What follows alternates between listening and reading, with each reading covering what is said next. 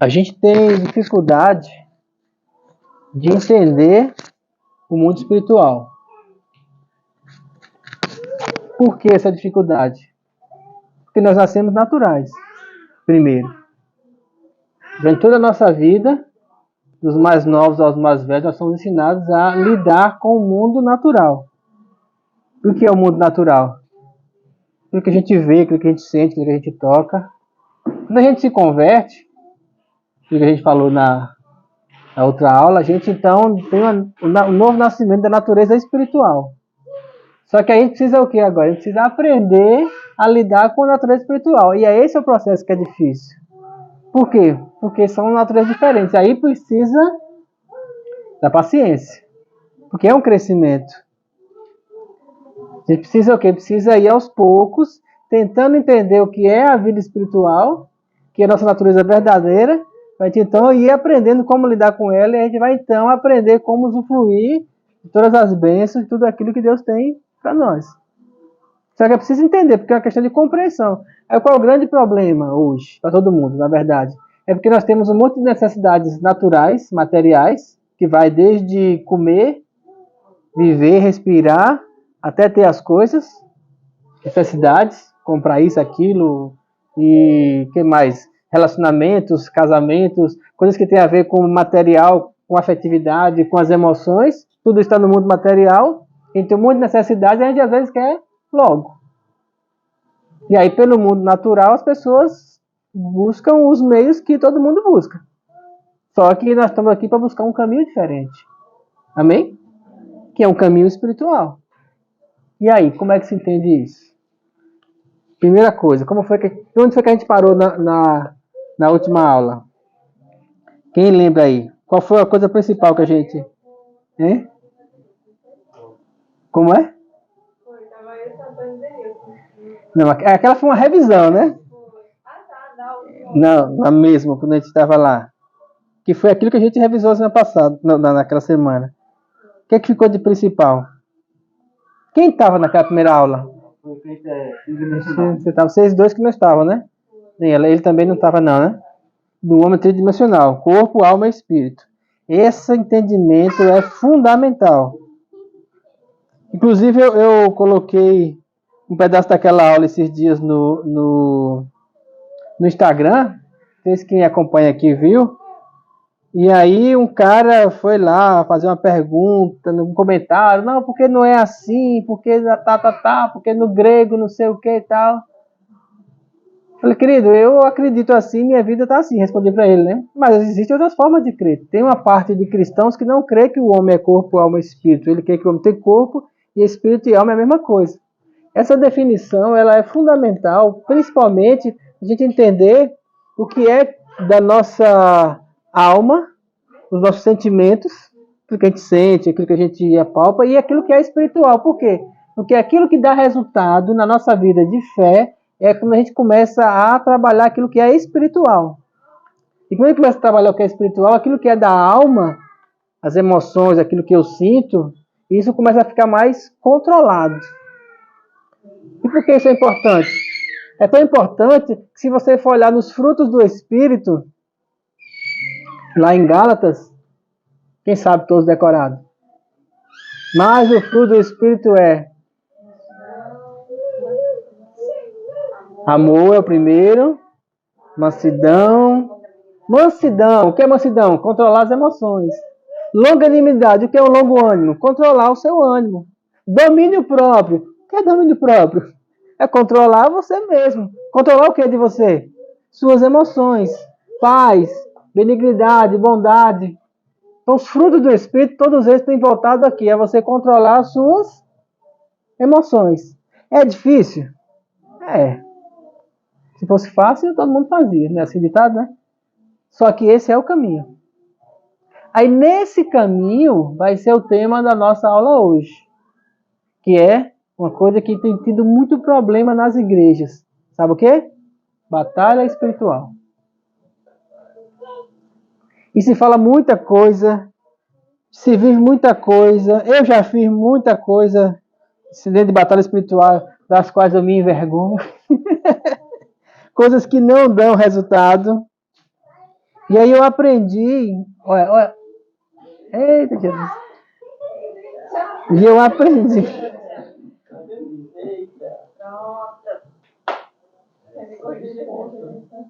Eu aprendi como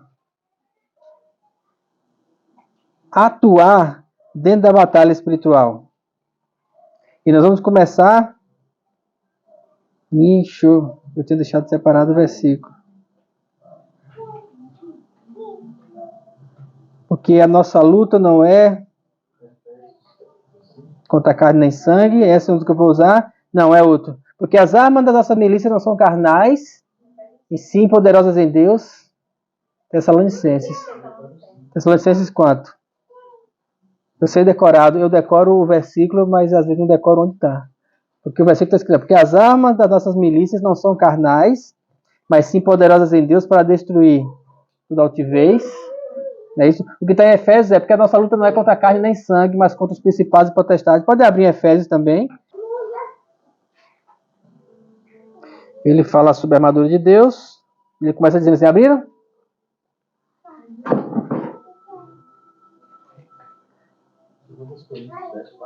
Esse é 2 Coríntios? Guarda ele que a gente vai para ele daqui a pouco.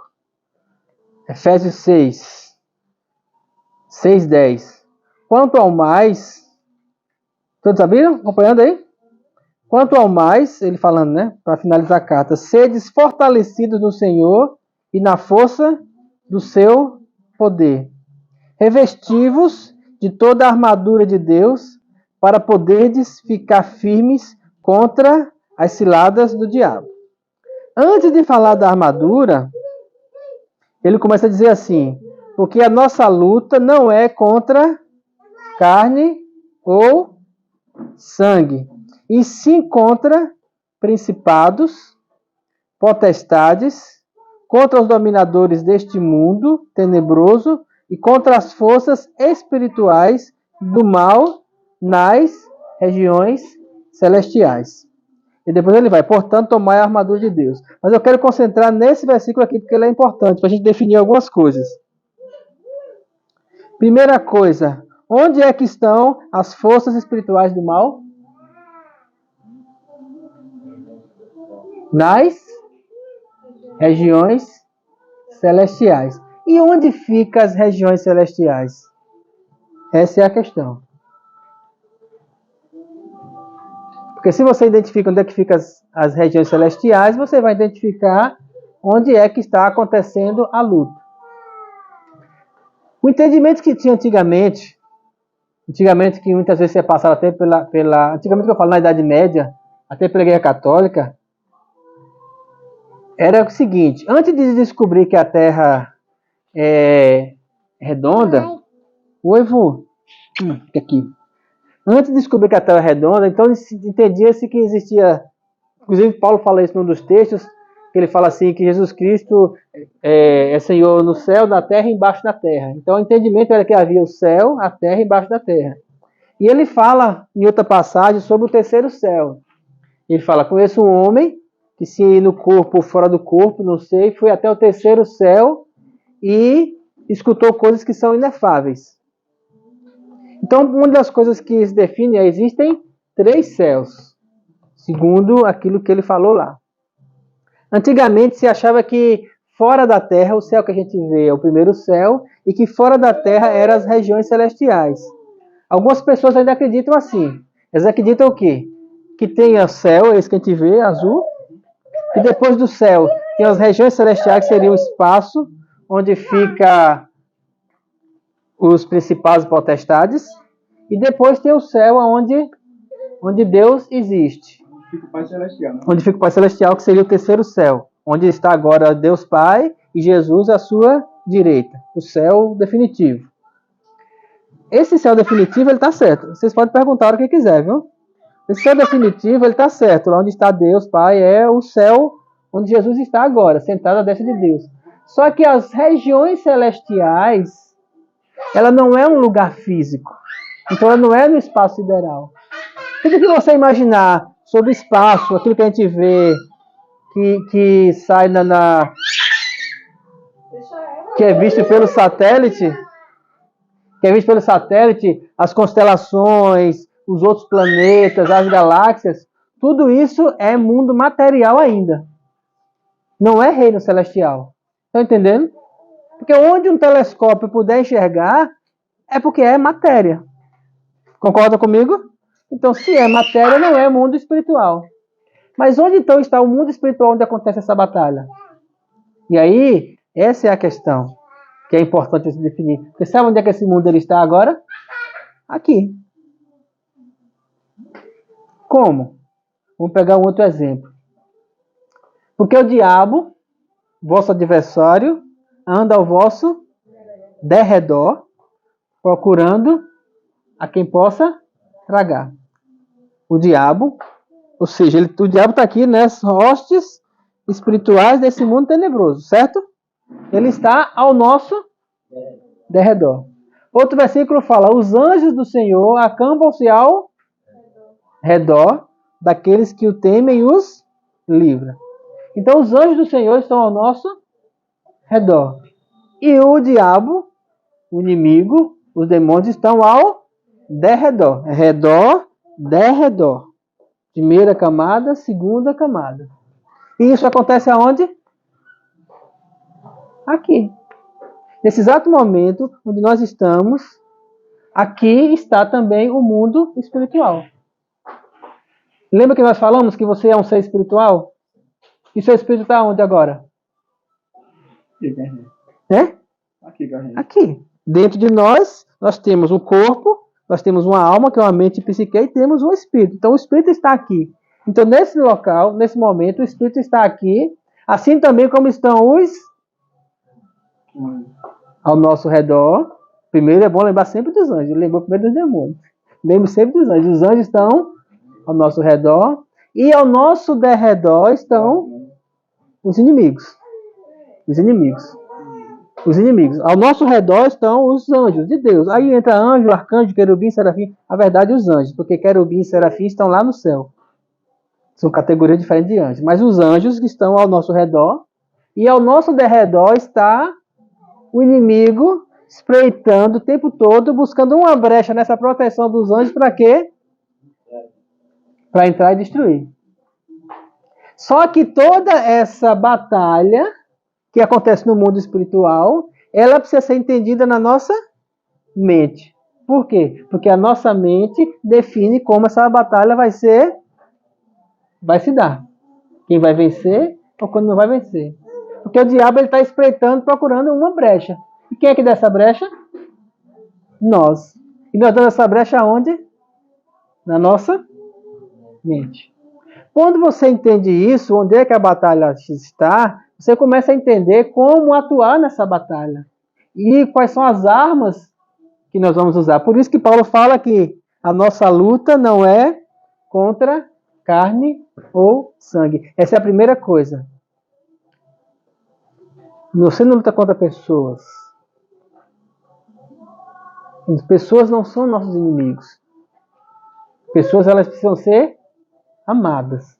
Qualquer pessoa. Qualquer pessoa. Todos. Tanto é que Jesus morreu por todos. Deus amou o mundo de tal maneira que deu seu Filho. Então todos. Pode ser pensar no pior bandido, você pode pensar na pessoa que você considera a pior pessoa do mundo. Essa pessoa é amada por Deus. E Deus abriu para ela a possibilidade de salvação. Só que a salvação é uma escolha. É uma escolha que nós fazemos no mundo material, mas que tem um resultado no mundo espiritual. Estão conseguindo entender como a coisa funciona? Tudo que acontece aqui no mundo material, ela sempre tem um reflexo no mundo espiritual. Quando Deus veio ter com Adão, lá no jardim do Éden, que era um lugar de descanso, Adão estava no mundo material. Porém, Deus é espiritual. Só que a falha de Adão não foi no mundo material. Adão não pegou uma maçã e comeu, como a gente vê na alegoria. Tanto é que ele fala assim, ele comeu do fruto, isso é figurativo. Isso quer dizer que ele cometeu uma infração, um pecado, um ato falho contra Deus. Uma desobediência. Essa desobediência ela não foi no mundo material, não teve maçã. Ela foi no mundo espiritual. Tanto é que, lembra quando eu falei, quando Deus pegou as vestes, ou quando Deus pegou e matou o cordeiro e colocou sobre ele vestes? Lembra que eu falei, está escrito lá? Por que Deus fez isso? Porque o salário do pecado é a morte. Sempre que há pecado, há morte. Então, naquele momento, Deus matou um animal e com as vestes do animal cobriu o homem e a mulher, cobriu o pecado deles. Estão entendendo? Então, porque quando fala assim, nós vimos nossa nudez, uma coisa que eu falei lá, não quer dizer que ele diz, eu tô nu, meu Deus, que vergonha. Não é isso. Até porque eles eram como crianças, a vestimenta não fazia diferença para eles. Eles estavam como os índios, como estavam aqui antes de Cabral chegar. Na carta de Pero Vaz de Caminha, ele fala assim, eles andam desnudos por aí, como se fossem crianças. Porque eles andavam e para eles não tinha vergonha nenhuma, andar nu. Então qual foi a vergonha de Adão? A vergonha de Adão foi porque ele percebeu que ele fez algo mal e isso afastou ele de Deus. E por isso Deus perguntou, onde estás? Porque a gente não está tendo comunhão. Entenderam? Então essas coisas não tem a ver com o mundo físico, tem a ver com o mundo espiritual. Só que as nossas escolhas no mundo físico têm um resultado no mundo espiritual. Por quê? Porque nós temos livre arbítrio para fazer as nossas escolhas. Que essa é uma coisa que é muito problemática hoje em dia, por quê? Porque as pessoas querem jogar as culpas para os outros. Por exemplo, joga a culpa nos demônios. Os demônios estão ao nosso derredor esperando uma chance, mas quem é que dá a chance? Somos nós, quando nós fazemos escolhas erradas. Quando nós não escolhemos Deus. Só que os anjos estão o tempo todo para nos proteger. Quando eu entendo isso, e eu venho aqui para o texto, eu entendo assim, porque a nossa luta não é contra a carne e o sangue, sim contra principados e potestades, ele está dizendo o seguinte, existe uma batalha do bem contra o mal nas regiões celestiais, e essa batalha, o resultado dela é mediante aquilo que eu escolho.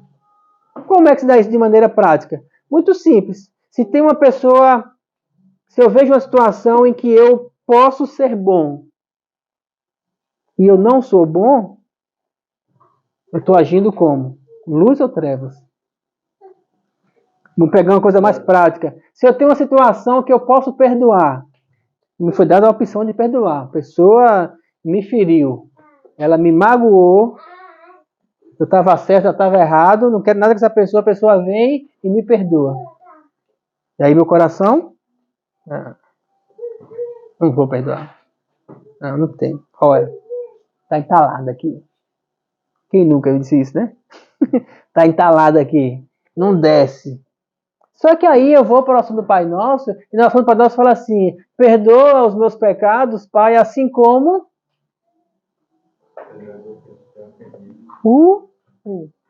Pai, perdoa as minhas ofensas, assim como eu, a Espírito Santo me lembra daquela pessoa.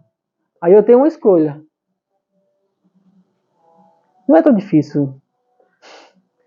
O difícil não é entender, o difícil é fazer, porque o coração fecha. Concorda?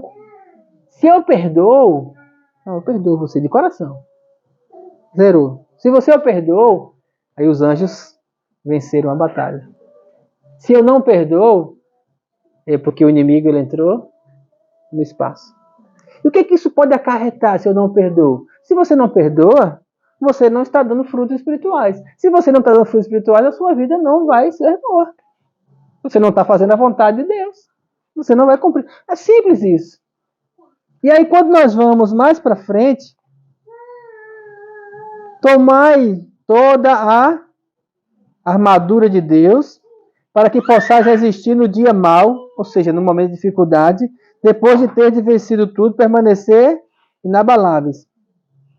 Estai, pois, firmes com a verdade, vestindo a couraça da justiça, calçai os pés com a preparação do evangelho da paz, embraçando sempre o escudo da fé, com o qual poderia apagar todos os dados inflamados do maligno, e tomai o capacete da salvação e a espada do Espírito, que é a palavra de Deus, com toda oração e súplica. Eu li rápido de propósito. Por quê? Porque é assim que as pessoas fazem, as pessoas pegam isso aqui,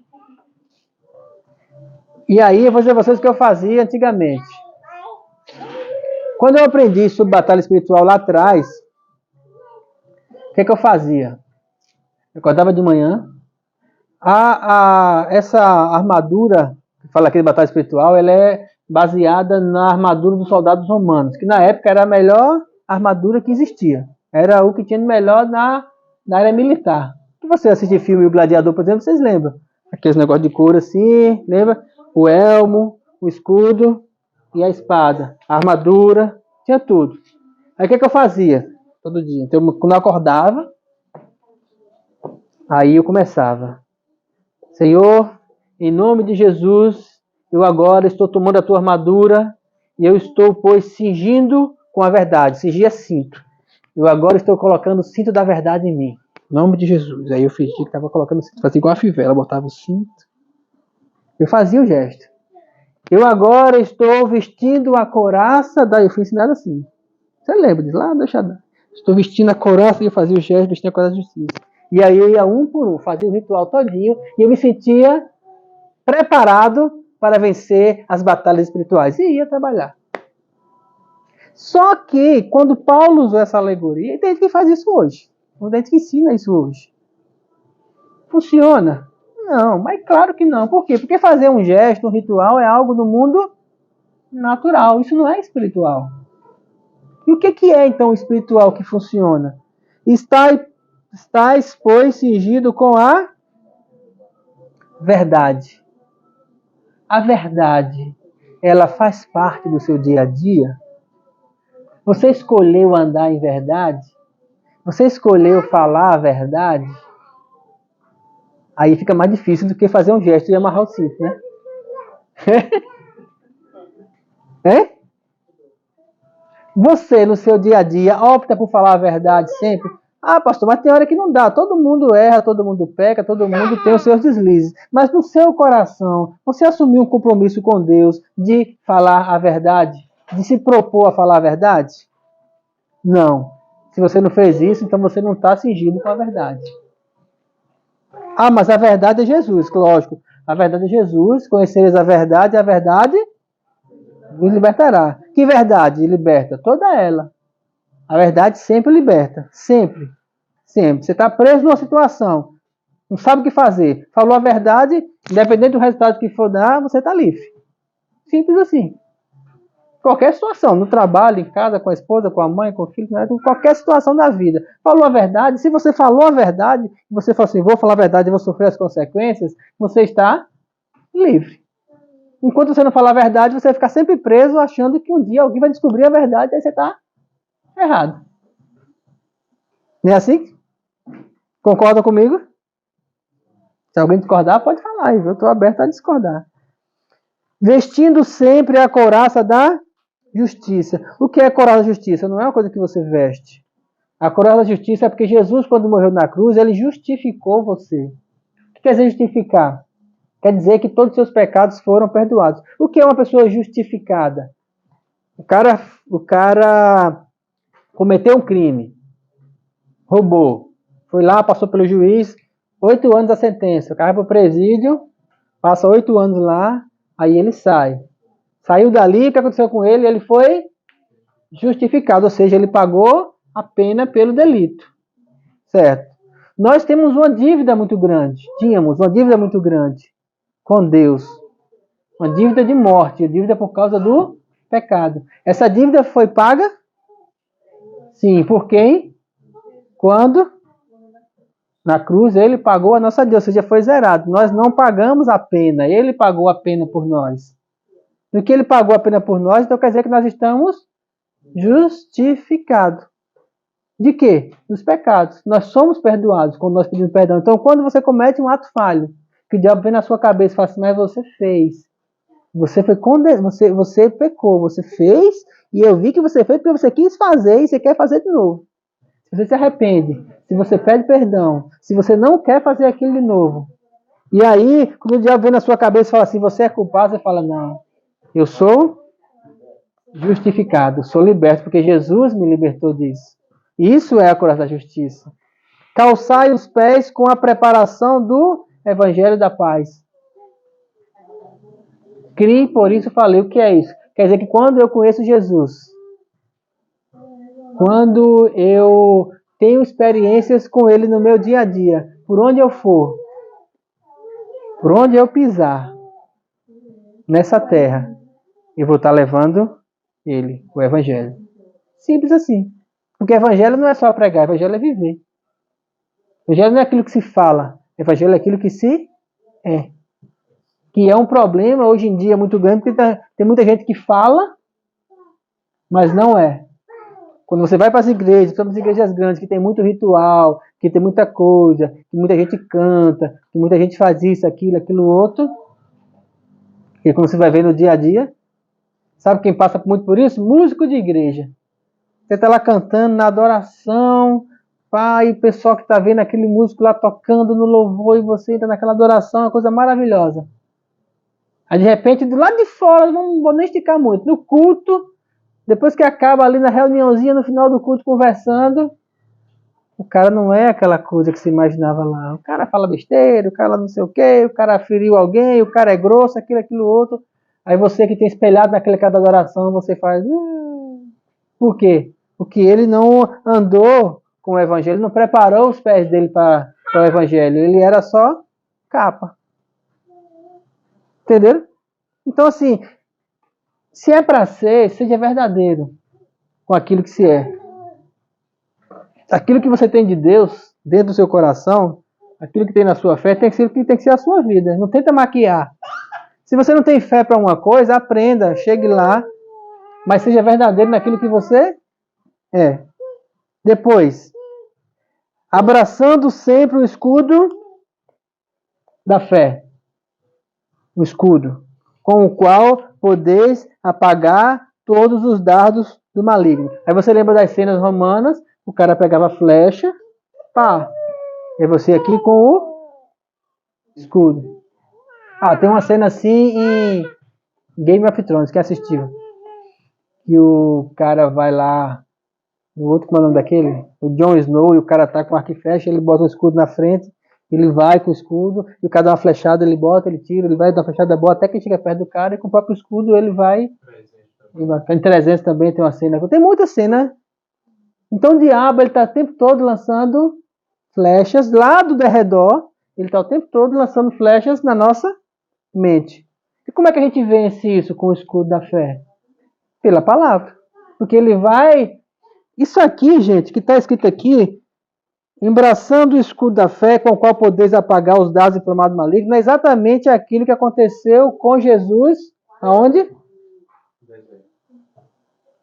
Jesus estava com fome, jejuou 40 dias e 40 noites, ele era corpo, então ele teve fome, e a primeira coisa que o diabo chegou perto dele e falou assim, você é o Filho de Deus, então você ordene com a sua boca e mande que essas pedras virem pão e mate a sua fome, você pode fazer isso. Jesus podia fazer aquilo? Podia. Ele sabia que podia? Podia. Era lícito a ele fazer aquilo? Sim, era, ele podia fazer. Mas por que ele não fez? Sabe por que ele não fez? Porque a sugestão veio do... Não foi do Espírito. Pode ser uma coisa que é boa, aparentemente. Mas a sugestão veio do diabo, não faça não, porque é cilada. O diabo lançou a certa. E aí ele rebateu com o quê? Qual foi o escudo que ele usou? A palavra. Nem só de pão viverá o homem, mas de toda palavra que procede da boca de Deus. Qual foi a outra? Levou no pináculo do templo, disse, olha, tudo isso eu te darei se você me adorar. Não foi isso? Não, ele vou ter que usar a palavra. Ele levou na parte mais alta e falou assim, pule daqui porque está escrito, aos seus anjos dará a ordem, ou seja, ele usou a palavra. Não está escrito? E aí tem muitos pastores hoje que gostam de fazer isso, né? Deus, está escrito! Então o senhor tem que fazer. Nunca citaram uma pregação assim, não? Eu vi um pastor numa reportagem que falou, ele leu errado a palavra, pega a tua mulher e adúltera. Aí ele fez, pega a tua mulher e adultera. Aí queria pegar a mulher do cara porque ele disse que era para adulterar. Bestia esse, hein? Mas aí quando ele foi ler na reportagem, ele pega a tua mulher e adultera. Aí o repórter fala assim, não é pega a tua mulher e adúltera, e adúltera. Aí ele fica calado, né? Primeira coisa aí é porque ele não leu nem o contexto, né? Ele só pegou esse versículozinho e ainda leu a palavra errada, né? De adultéria para adúltera. Então, assim, é complicado. Complicado por quê? Porque cada um hoje em dia pode dizer o que quer. O problema não é cada um dizer o que quer. O problema é quem segue essas pessoas. O problema é quem, porque tem gente que segue. Né? A mulher fez. E aí bota a culpa. Então, assim, essa questão da palavra, a palavra ela tem que ser direcionada, a confirmação da palavra ela tem que ser confirmada pelo Espírito Santo dentro de você, porque a palavra ela é espiritual. Ainda que a gente escute ela, ainda que ela fale na nossa boca, ainda que a gente processe ela na mente, mas a palavra é espiritual. E quando nós entendemos isso, ela é um escudo para a fé. Eu creio. Então, se eu creio que Deus é desse jeito, então eu não vou seguir a sugestão que o diabo está colocando na minha mente. Entendeu? Então, são situações que a gente vai passando no dia a dia. Vamos aplicar, por exemplo, a mentira, como eu falei antes, andar em verdade. Não, eu tinha toda a condição de me sair bem dessa história aqui, contando a mentira e me safando. Só que a palavra diz que conhecereis a verdade e a verdade. Então eu tenho uma escolha. Ou eu vou seguir a sugestão da flecha do inimigo e andar em mentira, ou eu vou falar em verdade e vou ser livre. Vou vencer a seta do inimigo. Estão entendendo como é que funciona? Tomai sempre o capacete da salvação. Capacete. O que é o capacete? O capacete é na mente. Ele vai proteger a mente. De quê? Das manhas flechadas. Com qual condição você vai proteger a sua mente? A condição é o seguinte: Jesus me salvou. Ele morreu na cruz por mim. Meu lugar está garantido no céu. Então, nada que o diabo possa fazer nessa terra vai me destruir. Um pensamento simples, no entanto, a gente precisa estar com ele o tempo todo. Por quê? Porque se você não tiver esse entendimento da salvação, primeira coisa, se você não entender que você é salvo, o que vale a vida aqui? Porque todo mundo nasce, cresce, reproduz e morre, igual planta. Amém, irmã? Todo mundo nasce, cresce, certo? Então, se você não acreditar na salvação, se você não acreditar que você morrer e vai para o céu, você está sendo como qualquer pessoa que só acredita na salvação, ou seja, o resto do mundo todinho. A salvação é o fundamental, porque foi para a salvação que Jesus morreu na cruz por nós. A principal, quando ele fala assim, eu perdoei os seus pecados, por quê? Isso significa que uma vez que eu perdoei você quando morrer essa vida, você não vai mais para a morte eterna, você vai para o céu. Ou seja, o importante não é essa vida aqui, o mais importante é a próxima. Nem um amém? Então, você que não estava entendendo. Só que assim, às vezes a gente para pensar nisso, a gente precisa parar para pensar nisso, porque a gente está muito apegado à nossa vida aqui. Muito apegado às coisas terrenas. Não é que não seja bom, é bom. A vida é boa. Encontramos felicidades, encontramos amor, encontramos várias coisas, isso é bom. Só que a gente não pode perder da nossa mente o entendimento de que essa aqui é boa, mas a próxima é melhor. Amém? Se você não perder esse entendimento, você vai compreender que, por mais que as situações possam ficar difíceis para você aqui, por mais que a coisa não saia do jeito que você quer que saia, por mais que você não consiga lidar com a situação, você vai dizer igual o Jó, eu sei que o meu Redentor vive e por fim se levantará. Que fim é esse? Já estava pensando na vida dele aqui? Não. Eu estava pensando o quê? Se eu morrer, beleza, eu morri. Vem a graça, vem o que vem depois. E o depois é eterno. Então a principal coisa que nós temos que entender é isso aqui, é do capacete da salvação. E é uma coisa que é pouco falado na igreja hoje.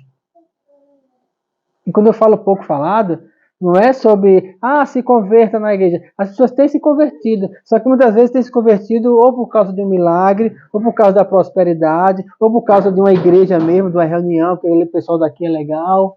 Então as pessoas têm se convertido por vários motivos mundanos. O que é motivos mundanos? Motivos que vão ficar no mundo. Só que esse não é o motivo principal. Quer ver um exemplo? As pessoas lotam a igreja que tem cura. Não é isso? Diz que tem milagre, cura, culto de cura. Pá, topado de gente. Se é um pastor realmente que vai lá e ore por cura, tá todo mundo lá, certo? É assim que a gente vê por aí. Pronto. Pregador, cura, colocou a mão, a pessoa sai andando, morto ressuscita. Beleza. Quantas pessoas, Jesus curou pessoas enquanto ele estava aqui? Quantas pessoas das que Jesus curou estão vivas até hoje, aqui na terra? Aí vou mais além. Lázaro foi ressuscitado com Jesus depois do terceiro dia. Lázaro está vivo ainda? Pô, mas Jesus ressuscitou o cara. Jesus falou, Lázaro, vem para fora. E Lázaro fez cheio de faixa lá e saiu. Alguns dizem que já cheirava mal. Lázaro ressuscitou depois do terceiro dia. Lázaro continua vivo na terra? Então Lázaro morreu. Concorda comigo? De alguma coisa. De velhice. Alguma hora o coração dele parou. Ele parou de respirar e morreu, não foi? Não. Por quê? Porque Lázaro sabia, assim como Maria e Marta, que o importante era... Tanto é que quando Maria foi falar com Jesus, Jesus falou assim, Lázaro vive. Ele falou, não, eu sei que ele vai ressuscitar no último dia. Ele falou, não, ele vai ressuscitar no último dia, mas eu quero dizer que ele vai ressuscitar agora. No último dia é no último dia, mas agora ele vai ressuscitar. Então qual é o mais importante? É o agora ou o depois? E aí essas igrejas têm que voltar a ensinar que o importante é que nós não vamos para o inferno. Isso é a compreensão do mundo espiritual. Isso é entender o capacete da salvação. Entender, gente, isso é muito importante a gente colocar isso na cabeça. Quando você entende isso, as dificuldades e as tristezas e as coisas que as aflições e as coisas que as emoções aparecem na nossa vida, até as nossas falhas, elas precisam ser colocadas nesse capacete da salvação, porque quando nós falharmos, quando nós cometemos um pecado, quando nós não conseguimos vencer determinada situação, a gente precisa usar o capacete da salvação, que é voltar-se para Deus, pedir perdão e falar, Senhor, eu sei que o Senhor me perdoa e que o meu lugar está garantido no céu. Se você entende isso, muda a sua perspectiva de vida, muda como você vai lidar com as coisas da vida, porque você não vai andar com peso, sabendo que no dia que eu fechar os olhos, estou conversando com um rapaz uma vez sobre essa questão, sobre fé e sobre entender isso, eu falei para ele assim, olha, eu desenvolvi uma fé no meu coração tão grande, eu não tenho medo de nada. Não tem nada se o cara chegar agora e botar um revólver na sua cabeça e falar assim, eu vou atirar. Rapaz, eu tenho uma certeza tão grande, que se eu morrer agora, eu ia fechando o olho aqui e abrindo o olho lá. Eu só peço uma coisa para Deus. Deus, que eu não sinta dor, porque eu não gosto de dor. Mas dor é física. Mas eu sei que a hora que eu fechar os olhos aqui, eu estou lá. Essa é a certeza no meu coração. Esse é o capacete da salvação. Então, se um cara chegar e botar a arma na minha cabeça e falar assim, eu vou te matar agora, eu vou fechar os olhos e vou dizer, Deus, se for a hora, então abre os braços aí que eu estou chegando. E se não acontecer, não for a hora? Alguma coisa acontece. Só que esse é o entendimento em relação a Deus. Essa questão de Filipe é interessante porque Filipe morreu. Ele viu seus abédios, abriu os braços e recebeu ele. Paulo também foi apedrejado. E os irmãos foram e oraram por Paulo e Paulo voltou. Por que os mesmos irmãos que oraram por Paulo não oraram por Filipe? Já que tinha tanta gente com tanta fé na hora. Por uma razão muito simples. Propósito de Deus. Porque o propósito de Deus não é se você vai viver ou se você vai morrer aqui na terra. O propósito dele é eterno, tem a ver com o mundo espiritual. E quando nós falamos de mundo espiritual, de vida espiritual, tudo que é espiritual é eterno. Por isso que é importante a gente compreender o mundo espiritual, porque tudo que a gente entender sobre o mundo espiritual não tem a ver com essa vida aqui, tem a ver com coisas eternas. Eterno, eterno, eterno. Para sempre, sempre, sempre, sempre, sempre, sempre, sempre. Sempre, não tem fim, é eterno. Com o Pai. Com alegria, com felicidade, sem o peso da carne, sem o peso do pecado, sem o peso do corpo, sem o peso do tempo, sem o peso do envelhecimento. Gente, não tem peso de nada. Precisa aprender a pensar como pessoas eternas. Nós somos filhos de Deus? Amém? Deus é eterno? Então nós também não somos eternos? Precisamos aprender a pensar como pessoas eternas, pensar a eternidade. Os cristãos antigamente pensavam na eternidade. Os cristãos de hoje pensam em quê? No carro novo, na casa nova, no emprego, no não sei o quê. Só coisas terrenas. Só coisas materiais. Com toda oração... voltando. Tomando também o capacete da salvação, e a espada do Espírito, que é a... E só para poder fechar aqui na questão da batalha espiritual, todas as primeiras armas que eu falei, todas elas são armas de defesa. Só existe uma arma de ataque na armadura romana. A espada. Que é a... E aí, quando eu volto para aquilo que eu falei, que os anjos estão ao nosso redor e o diabo ao nosso derredor, a força que vai agir no mundo espiritual, nas regiões celestiais, está onde? A arma que vai atuar lá está onde? Aonde está? Não, a arma não está ao nosso redor, não. Os anjos estão ao nosso redor, os demônios ao nosso derredor. Mas a arma que a gente usa nessa batalha, a arma de ataque, ela está onde? A gente mesmo, na nossa oração. Não é essa palavra. Porque a palavra está perto de ti, na tua boca. E essa é a palavra da fé que pregamos. Não se esqueça, palavra é aquilo que a gente fala. Ah, mas essa não é a palavra de Deus? É a palavra de Deus a partir do momento que ela sai da nossa boca. Bíblia aberta em cima do armário com o Salmo 91 lá, toda empoeirada. Serve para quê? Para nada. É um livro qualquer. Tem gente que me critica, mas o pastor usa tablet. Não pode, tem que usar Bíblia. De capa. Nossa, por Bíblia tem um monte de casa. Tem quantas de casa? Tem umas 20, não tem? Aqui eu acho mais fácil. Quando eu vou pregar numa igreja que tem ventilador, é ótimo, porque não tem... É um aperreio. Eu tenho que botar o copo em cima, ficar segurando assim. Facilita. E também tu bota uma fonte grande, ó, para quem tá sem óculos, fica bom também. É só uma questão de comodidade. Lembrando que na época do Velho Testamento, do Novo Testamento no começo, não tinha a Bíblia como nós temos hoje. Ela foi montada a partir do ano 300, lá por São Tomás de Aquino, foi quando a Bíblia foi condensada da forma que a gente tem hoje. Entendeu? Então, de que palavra que ele está falando? Não é da Bíblia, essa Bíblia. Ele está falando da palavra que sai da nossa boca. A palavra de Deus que sai da nossa boca. Jesus falou o que para o diabo lá? Nem só de pão viverá o homem, mas de toda palavra que sai da boca de Deus. E a palavra que sai da boca de Deus, ela vem para o mundo material através da boca de quem? Entenderam como é que funciona a coisa? E aí a palavra que é importante, porque a palavra é a nossa arma de ataque.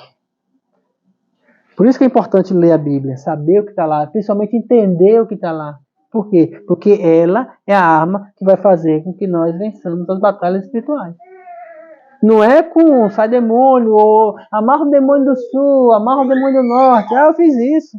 Uma vez a gente saiu com o pastor para fechar as entradas de Maceió. E toda quinta-feira, ou era terça, eu não lembro, um grupo de gente, aí ia para o porto, ajudar todo mundo lá. Estamos agora amarrando o demônio, não sei o quê. Aí ia para o aeroporto, depois foi para as entradas de Maceió. Passou uns 2 meses fazendo isso. Entendeu? E aí amarrou tudo, fechou. Existe um absurdo que está sendo dito agora, um absurdo imenso. Sabe o quê? Vários pregadores dizendo que a culpa de ter tido a enchente no Rio Grande do Sul foi por causa disso, daquilo outro. Ah, porque tem gente que viu demônio, porque tem gente que viu não sei o quê. Ah, porque lá tem os maiores terreiros de Umbanda, de não sei o quê. E aí tem gente dizendo, eu vi um hoje dizendo porque lá aconteceu isso, porque a porta de entrada é porque o governador de lá, ele é um homossexual e tem toda uma autoridade espiritual de não sei o quê, tá. Balela. Esse nível de batalha espiritual são de pessoas que não entendem o mundo espiritual, então eles querem arrumar argumentos naturais para explicar uma coisa, um fenômeno natural dentro de uma questão espiritual e faz um balaio de gado danado que a maioria das pessoas não entende, mas segue. Principalmente se for coisa que você emociona.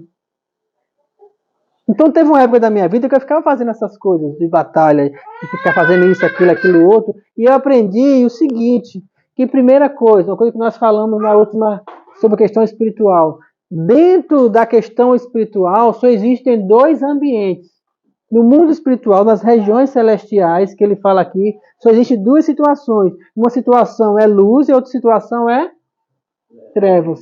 Quando a palavra de Deus sai da nossa boca, a espada do Espírito, lembra lá em Apocalipse, alguém já leu, quando fala assim que de Jesus, ele abria a boca e saía como uma espada reluzente, uma espada brilhante. Essa espada é o quê? A palavra que é o próprio Jesus. E quando Deus falou lá em Gênesis, disse Deus, haja luz e houve. A palavra de Deus é luz. É uma luz poderosa que foi dada a nós. Queridos, nem aos anjos foi dada. Sabia que os anjos não pregam o evangelho? Os anjos não pregam o evangelho. Os anjos, eles falam algumas coisas na Bíblia quando Deus manda dizer, alguma orientação. Entendeu? Mas pregar o evangelho não foi dado a eles, foi dado a nós. A quem? Aos que creem. Paulo fala isso, eu acho que não lembro agora exatamente onde. Os anjos, eles agem, são ministros de Deus a nosso favor. Só que eles agem em nosso favor através de quê? Através da palavra que nós liberamos. Quando nós liberamos a palavra, ele age. Quando nós não liberamos, ele não age. E essa palavra tem que ser liberada com fé. E essa palavra nós vamos encontrar ela onde? Na Bíblia. Aí precisa ler a Bíblia. Assim como Jesus, nem só de pão viverá o homem, mas toda palavra que procede da boca de Deus. Então ele usou a palavra. No momento que ele falou a palavra, o que o diabo fez? Retirou-se da presença dele. Quando nós entendemos isso, como funciona essa questão de batalha espiritual, a gente entende que quando nós somos luz, tudo que nós precisamos é aumentar a intensidade da luz. E como é que nós aumentamos a intensidade da luz? Desenvolvendo comunhão com Deus. Quanto mais nós nos aproximamos da luz, mais a luz dele se manifesta em nós. E a luz prevalece contra as trevas. E como é que nós vamos fazer isso?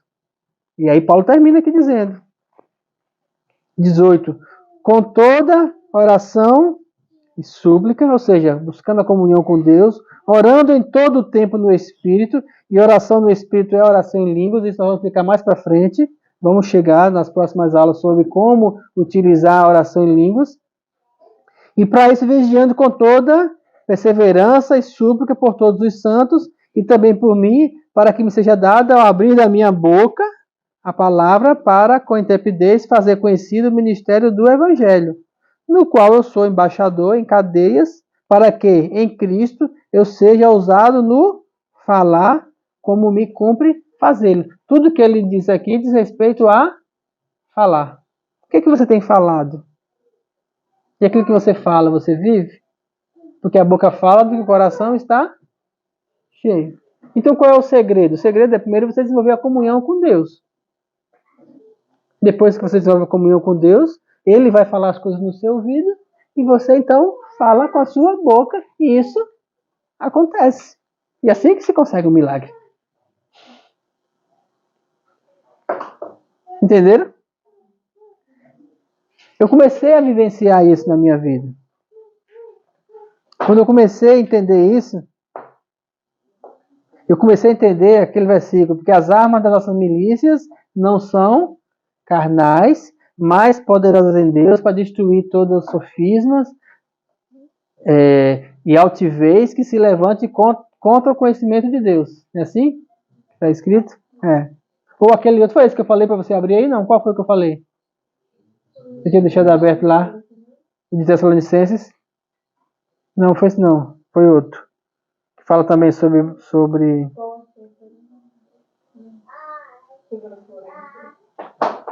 Porque tem o que fala sobre que as armas da nossa milícia não são carnais. Diz.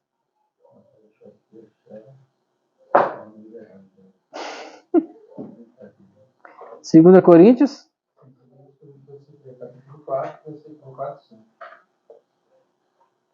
2 Coríntios 4.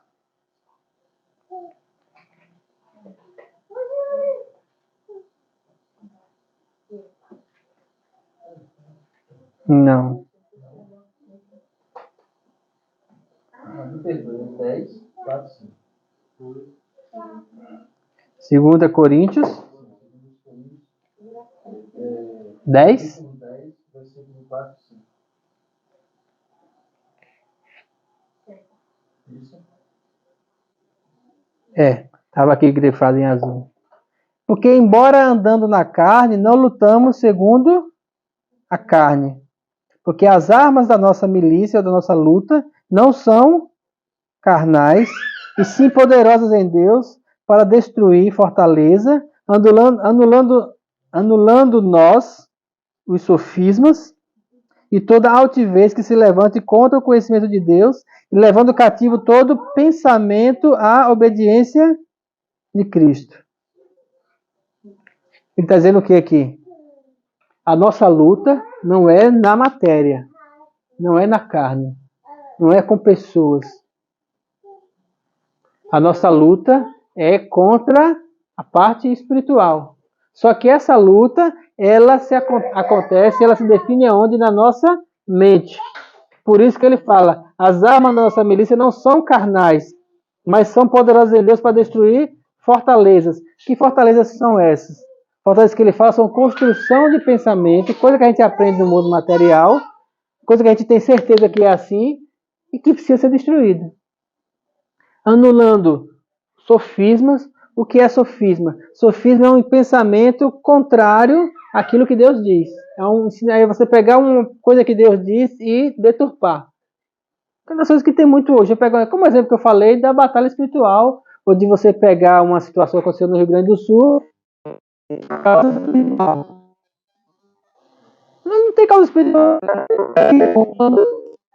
Choveu um bocado e o pântano tomou o lugar de volta. O que aconteceu lá não é diferente daquilo que acontece, por exemplo, aqui na Barra Nova, em que as pessoas constroem as casas na beira da praia, e aí a maré muda, e de repente a água vem e destrói tudo. Destrói piscina, destrói muro, destrói churrasqueira, e a gente passa, Paripueira também acontece muito isso, né? Quem nunca viu? O que é que tem de espiritual nisso? Não tem espiritual. A Terra, ela passa por um processo de mudança, principalmente porque a Terra está ficando cheia de gente. E ela também está envelhecendo. Isso é um processo que acontece. A culpa não é disso. Não existe uma razão espiritual para o que está acontecendo. Não existe. São coisas naturais. Agora, o que tem de espiritual lá? O que tem de espiritual é até que ponto as pessoas estão dispostas a ajudar as pessoas. Até que ponto o amor está sendo manifestado. E aí, nessas horas que a gente vê mais amor, às vezes, das pessoas que não conhecem Deus do que de quem conhece Deus. E aí isso me dá o coração. Né? Isso que é triste. Então, sofisma é quando você cria pensamentos, construção de pensamentos que vão contrário à palavra de Deus. E aí ele fala, para eliminar toda altivez é soberba, né, que se levante contra o conhecimento de Deus. E levar cativo todo pensamento à obediência de Cristo. Conhecimento de Deus e obediência de Cristo tem a ver com o quê? Tem a ver com comunhão. Porque você só confia numa pessoa que você conhece. Por que as pessoas hoje não têm fé? Por que falta fé? Por uma razão muito simples. Porque não conhece Jesus. Ele não conhecia o Jesus que ressuscitava os mortos. Até o dia que ele ressuscitou. Ele falou, Pedro não conhecia Jesus que andava sobre as águas. Até o dia que ele andou. Pedro não conhecia o Jesus que multiplicava os pães. Até o dia que ele multiplicou. Quando você começa a desenvolver a comunhão com Deus, ele começa a fazer os milagres na sua vida, aí você fala, aí você pode falar. Aí vem o conhecimento de Deus. Aí a sua mente fica cativa a ele, porque ele cativa as pessoas. Mas para isso, o que é preciso? É preciso desenvolver a comunhão. O grande problema da igreja moderna é que as pessoas não querem desenvolver comunhão com Deus. Pastor, você fala desenvolver comunhão com Deus. É o que é isso? É uma coisa muito simples. Quanto tempo você gasta de oração? Quanto você gasta no seu quarto com Ele, conversando com Deus? Porque a primeira orientação que Jesus deu sobre oração foi o quê? Vós, quando orardes, entra no teu quarto, busca o teu Pai que Ele em secreto te revelará, ou te recompensará. Eu costumo falar isso direto, gente, mudou o paradigma. Se antes existia um templo e que as pessoas iam lá e tinha todo um cerimonial para se chegar a Deus, quando Jesus morreu na cruz, ele abriu a porta, escancarou e falou assim, agora é você. Você pode buscar Deus. Entra, não é no templo, é no teu quarto, é no teu secreto, é na tua intimidade com Ele, é no teu coração. Busque a Deus lá. E aí foi ensinado isso durante 300 anos, e quando a igreja se instituiu, começou de novo a criar um monte de reforma, um monte de coisa, e aí foi criando um monte de rituais, e a igreja perdeu o caminho, todinho estava igual aos fariseus. Aí em 1500 teve a reforma protestante. Lutero falou o quê? Não precisa da igreja católica, você só precisa entrar no teu quarto e buscar a Deus. Leia as escrituras, busque a fé, a salvação é pela graça. Aí Martim Lutero promoveu uma reforma, isso mudou o mundo. E aí já passou 500 anos, o povo está fazendo de novo, buscando de novo, colocar um monte de ritual, um monte de coisa, a salvação está aqui, a mão de Deus está nesse lugar, você tem que fazer esse ritual, você tem que passar pela porta de não sei o que, tem que ser a flor de não sei o que, tem que ser o cajado de não sei o que, tem que ser vestido assim, tem que ser assado, desse jeito que funciona, é daquele. Aí tem um monte de gente dizendo um monte de coisa para fazer, e a única forma que Jesus disse foi qual? Quer saber como é que faz? Entra no teu quarto. Que é muito mais simples. Concorda? Mas como é que eu vou saber lá o que fazer? Rapaz, só tem um jeito de você saber, Fábio. Fazendo. O que eu vou dizer lá? Não tem nada para dizer? Não diga nada. Mas se você for sincero, olha, a primeira vez que eu entendi isso, eu tinha uns 19 anos. Quando eu comecei a entender isso, eu estava num período assim muito angustiado da minha vida, porque estava desempregado, eu estava estudando, eu estava, sabe, um negócio complicado. Aí um dia eu cheguei na igreja e eu olhei assim, lá na Nova Vida, um monte de gente. E foi um dia da ceia, eu peguei o pão, peguei o vinho, olhei assim pro lado, olhei pro pastor, olhei pra igreja e falei assim, Deus, eu estou insatisfeito aqui. Porque se isso aqui for tudo que diz respeito à igreja, é que eu já fiz tudo. Sentindo assim, aí ele falou, sabe o que, irmão? Deixa disso, isso é coisa da sua cabeça. Ah, vai viver a sua vida, vai estudar, vai. Isso é coisa que nem liga para essas coisas, isso é coisa da... Não liga para isso, não. Só que eu saí do gabinete do pastor pior do que eu que entrei, porque eu achava que ele fosse me dar uma direção. Ah, deixa pra lá, e não deu a mínima. E aí eu passei mais ou menos uns 2 meses nessa, até que um dia eu cheguei em casa, tava assim, sabe, empachado, como é que a gente chama, né? Empachado, você tá com aquela coisa aqui, quase querendo vomitar. Aí esses dias eu cheguei em casa, entrei no meu quarto, estava sozinho em casa, aí eu sempre ajoelhava, mas eu estava tão abusado nesse dia que eu não me ajoelhei não, eu sentei no meio do quarto, sentei no chão. E aí eu lembro que a minha oração, sabe como foi que eu comecei a oração naquele dia? Eu comecei assim, dizendo, Deus, o negócio é o seguinte, eu comecei com essas palavras. Não foi assim, tipo, ó Senhor, meu Deus, Pai eterno, Criador dos céus, magnífico Senhor. Esse dia eu estava abusado. Meu Deus, o negócio é o seguinte, não estou bem, estou chateado, sentei lá e comecei. A impressão que dá, vou explicar para você mais ou menos como era. Imagina você estar sentado no chão, e aí como se você tivesse pego um saco de açúcar, assim, lá, daquele saco de armazém grande. Aí pegava uma coisa aqui dentro e falava assim, ó Deus, tá vendo isso aqui, ó, assim, assado? Pois é, tá aqui. Ah, Deus, tá vendo isso aqui? Que tipo de coisa era essa? Tudo. Sabe assim, do tipo, Deus, por que eu nasci pobre? Deus, eu tenho necessidade de um monte de coisa, e eu tô triste porque eu quero ter isso, quero ter aquilo outro, e eu não consigo. Deus, isso assim. Olha, eu debulhei tudo, eu não escondi nada. Sabe quando você para assim, e olha para dentro de você, e todas as coisas que tem dentro de você, eu dei uma vistoriada assim, não tinha nada. Tudo eu peguei, mostrei para Deus e coloquei nesse saco. Foi a primeira vez que eu passei mais de 2 horas orando, porque tinha um bocado de coisa guardada lá dentro. Passei 2 horas sentado no chão fazendo isso. Quando eu terminei, que eu olhei para dentro de mim, que eu vi que não tinha mais nada, eu tinha escancarado tudo diante de Deus. Aí sabe o que é que veio? Paz. Eu senti o vazio de que tinha me libertado de tudo, mas imediatamente eu enchi que meu coração foi cheio. Aí eu não aguentei, aí comecei a chorar. E aí ele disse para mim, Espírito Santo, é isso. Eu só queria isso de você. Daquele dia eu entendi. Ah, mas você nunca mais procurou pastor? Eu procurei pastor para dar orientação e outras coisas. Mas nunca para jogar as minhas angústias ou as minhas necessidades em pastor nenhum. Sabe por quê? Porque eu descobri naquele dia que eu tenho um pai. E que ele me ama e que ele quer saber tudo que tem lá dentro. Cara, naquele dia mudou. Então naquele dia eu entendi que eu precisava desenvolver a minha comunhão com ele. E nesses anos, isso faz uns 30 anos, o que é que eu tenho buscado? Eu tenho buscado exatamente tentar entender como aumentar essa comunhão. E aí o bom é que eu descobri o seguinte, quanto mais eu mergulho em Deus, mais coisa ele me mostra. Quanto mais eu dou um passo, mais coisa tem. E quanto mais eu vou, e mais coisa eu vou. E aí nesse intermédio eu passei por um monte de igreja, saí, entrei de igreja, passei por um monte de coisa, vai para lá, vem para cá. Pastor Fábio sabe de tantas situações religiosas que eu me coloquei, mas essas situações religiosas, nenhuma delas afetaram a minha comunhão com Deus. Muito pelo contrário, em cada situação eu sempre busco a orientação dele. Às vezes são coisas simples, às vezes são coisas importantes. Por exemplo, uma das coisas que Deus falou comigo mais forte nos últimos dias. Há 2 anos atrás, eu estava com o prédio alugado.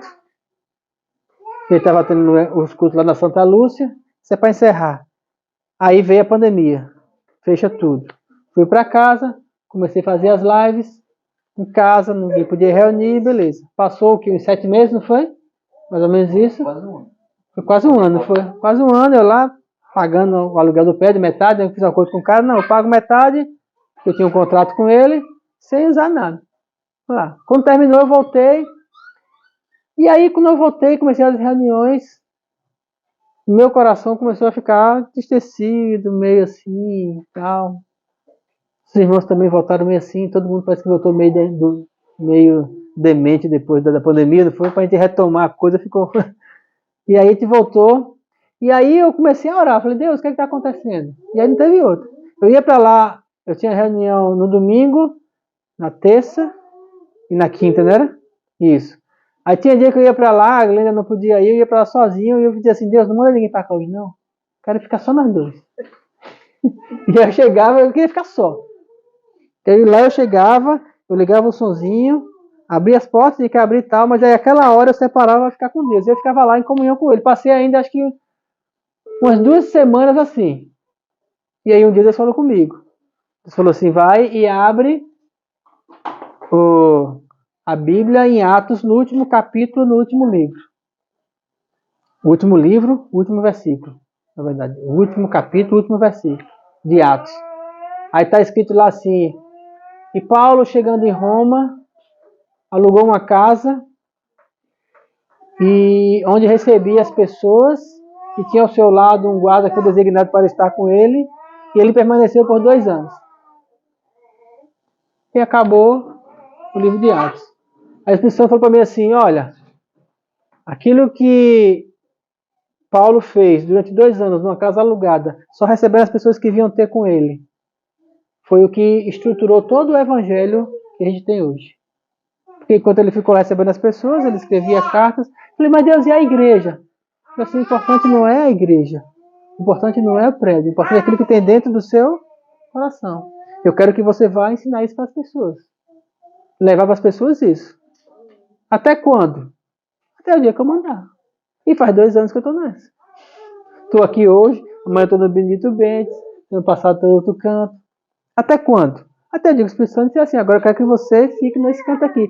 Mas o que eu quero fazer para vocês aqui é o seguinte, a direção da nossa vida, uma vez que nós somos filhos de Deus, nós temos um Espírito Santo que ele é o guia, ele é o orientador, ele está disponível para nos guiar para onde? Para toda verdade.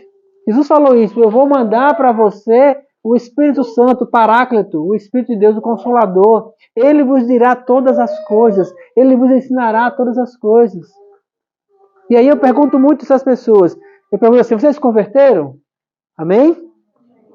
Quando vocês se converteram, Jesus salvou a vida de vocês? Amém. Quando vocês se converteram, o Espírito Santo veio habitar dentro de vocês? Ele saiu do céu e vai habitar dentro de você, amém? O Espírito Santo está dentro de você? Para quê? Para que ele está aí? Por que ele saiu de lá para vir para cá? Foi só porque não tinha o que fazer no céu? Será que não tem uma função? Será que não tem um porquê? Tá, o Espírito Santo está dentro de mim. Beleza, então tem o meu Espírito e o teu Espírito Santo. Ele está dentro de mim. O que é que ele quer que eu faça? Só tem uma maneira de você saber. Como é? Perguntando para ele. Ora, vai para o quarto. Porque a minha direção para a minha vida é você fechou a igreja, fechei. Por quê? Porque Deus mandou. E as coisas, e assim, assado, assado. Papai, não tem assim, assado. Ele mandou, eu creio. Porque eu ando segundo a palavra. Se o Espírito Santo dá uma direção para a minha vida, eu vou e faço. Por que eu estou aqui hoje? Porque o Espírito Santo falou para eu estar. Se ele não falasse, eu não vim. Porque é uma coisa constante. Então eu tenho procurado todos os dias escutar a voz do Espírito Santo. A primeira coisa que algumas pessoas pensam é o seguinte: você é um homem santo. Você não peca, você não faz isso, aquilo outro. Gente, eu sou gente como qualquer pessoa. Eu sou homem igual a vocês, igual o Paulo falou. Homens como vós. Só que a única diferença, para mim hoje, que eu procuro escutar o Espírito Santo. E quanto mais eu procuro escutar o Espírito Santo, mais eu vou desenvolvendo intimidade com ele. Mas eu sei como ele fala. Para a minha vida. E vocês também têm a mesma possibilidade. Basta que pareça você queira. Não é difícil. O primeiro caminho, o primeiro passo é esse. A primeira direção é essa. Para escutar Deus. Ele está disponível. E ele não está longe. Tem lugar mais perto de você do que dentro de você? Tem como estar mais perto do que isso. Jesus estava do lado de fora, conversando com Pedro. Jesus conversava com Pedro igual conversa aqui com o nome? Com o Antônio. Jesus falava assim com Pedro. Jesus chegou um dia para Pedro e falou assim: Pedro, hoje nós falamos assim, frente a frente. Só que eu tenho que falar com você, eu tenho que falar com o Tiago, eu tenho que falar com... E o nome do outro apóstolo aí? Com o João.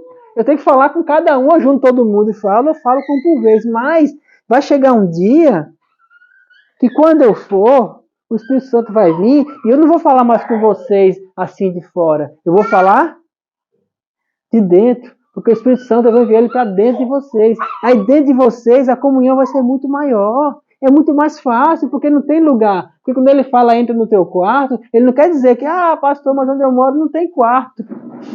Eu moro na rua, ou sei lá, eu moro numa cabana. Não está falando de um lugar físico. Ele está falando de uma condição em que você vai olhar para dentro de você, o seu lugar secreto, e você vai buscar o Espírito Santo e vai conversar você e ele. O quê? As suas intimidades. Esse é o lugar de ser verdadeiro. Aí, meu amigo, depois você chegar lá, tudo muda. Quer resolver seus problemas? Vá para o secreto. Quer saber o que Deus quer, o propósito que Deus tem para a sua vida? Vai para o secreto. Quer saber qual é o teu dom? O teu chamado? Vai para o secreto. Quer encontrar uma alegria, uma felicidade que nunca você vai sentir em canto nenhum, nem com ninguém nessa vida?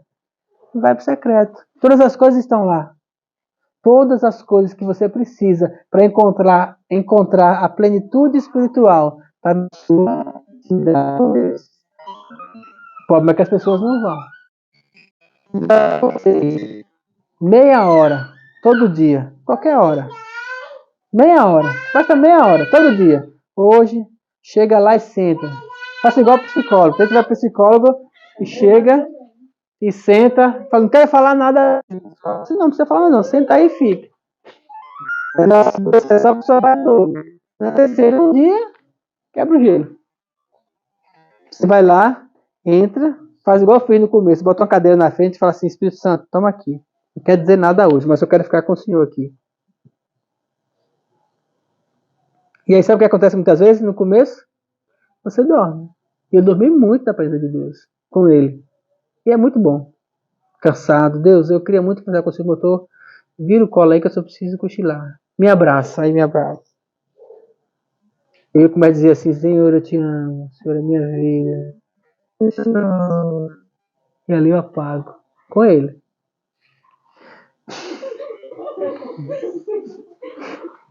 Menina. Ela sabe que foi ela sabe que foi ela. Comunhão. Quando a gente chega diante de Deus, a gente chega assim, ó. Inocente. Quando a gente chega diante de Deus, ele diz que aquele que não for como simples, verdadeiro. Tem coisa melhor para uma criança do que dormir no colo do pai? Aí eu pergunto para você e para quem é pai, tem coisa melhor para um pai do que ter uma criança nos seus braços dormindo? E aí, quando eu fui pai, ele que é pai agora, quando eu fui pai, que eu tive a minha filha, que eu comecei a colocar ela nos braços, e aí um dia cheguei para Deus e falei assim, Deus, quando eu estou com o Senhor, é desse jeito? Ele falou, desse jeito. Do mesmo jeito que a gente tem um filho nos braços, quando a gente chega diante de Deus e entra no quarto, ele não importa se a gente dorme, ele não importa se a gente chora, ele não importa se a gente reclama, ele não importa, ele só quer que a gente esteja lá. E aí, para fechar, por que Deus fez o homem? Hein? Para que Deus fez o homem? Vocês já pensaram nisso? O que Deus fez? Deus precisava do homem? Sim ou não? Precisava. Precisava, por isso que ele fez.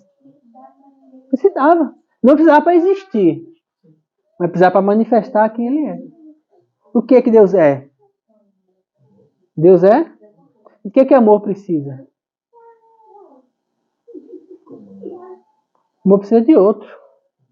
Porque se eu amo sozinho, aí é egoísmo. Eu me amo sozinho. Eu sou o máximo, eu sou Deus. Como é que se manifesta? Como é que você manifesta amor se não tiver outra pessoa? O cara está apaixonado. Por quê? Não sei, só estou apaixonado. Existe isso? Não. Existe. Uma pessoa imaginária. Imagina uma mulher perfeita, apaixonada por ela. Não existe. Outra coisa, você existe, eu estou te vendo, amor. Outra coisa, o cara está apaixonado por uma menina, né? Estou apaixonado por ela. Se ela nunca souber, vai adiantar de quê? Nada. Porque o amor, ele só cumpre o efeito quando ele encontra os dois lados. Aquele que ama e aquele que é amado. Tem que ter os dois lados. Então, quando Deus, que é amor, fez o homem, ele fez o homem para o homem ser e para que o homem também amasse o homem. Então, o que é que Deus quer de você hoje? Deus quer amor. Deus quer o quê? Deus é amor, Deus quer comunhão. Deus quer chamar, Deus quer estar junto. E eu digo uma coisa para você, Deus quer muito mais estar perto de você do que você estar perto dele. Por quê? Porque Deus amou o mundo de uma maneira tão grande que ele deu seu filho para quê? Para que a partir de Jesus a gente tivesse a condição de estar com ele mesmo com pecado. Deus não olha o seu pecado. Quer que você se arrependa, porque isso estraga você. Mas ele quer ter comunhão com você. Por isso que ele mandou Jesus. Tudo que Deus quer é comunhão. Tanto que ele quer comunhão, que ele disse assim, olha, vai chegar um momento que vocês vão vir para cá e nós vamos estar todos juntos para sempre. Ou seja, nós não vamos desgrudar mais nunca. Então a gente começa a treinar de agora. Começa a treinar de agora a comunhão. E garanto a vocês, quando vocês entrarem em comunhão, começar a desenvolver mais. Mas pastor, já tenho comunhão com Deus. Eu sei, tenha mais. Pastor, eu tenho muita comunhão com Deus. Sabe o que eu digo para você? Tenha mais. Qual é o limite? O limite é Paulo. Foi até o terceiro céu arrebatado. No dia que você não souber mais quem é você e quem é Deus, que você se perder de você mesmo, aí nesse dia você atingiu o limite. No dia que você não estiver mais nessa terra. O limite é o mundo espiritual. Amém? Perguntas? Não, sem perguntas? Lembrando que eu vou colocar esse vídeo no YouTube, depois se você quiser revisar, vai estar lá para a gente acompanhar. Pronto, pastor? Pode fazer. Encerramento.